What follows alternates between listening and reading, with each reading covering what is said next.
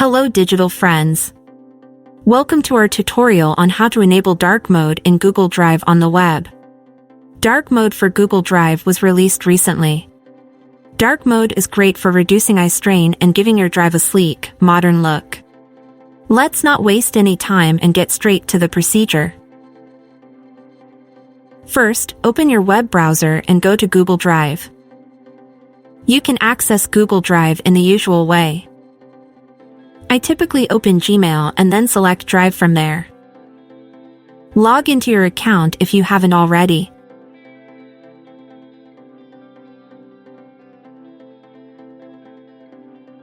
Once you're in Google Drive, click on the gear icon in the upper right corner to open the Settings menu. From the drop-down menu, select Settings. In the Settings, find Appearance section. You'll see three options: Light, Dark, and Device Default. Select Dark to enable dark mode. Your Google Drive will instantly switch to dark mode, giving you a darker, more eye-friendly interface.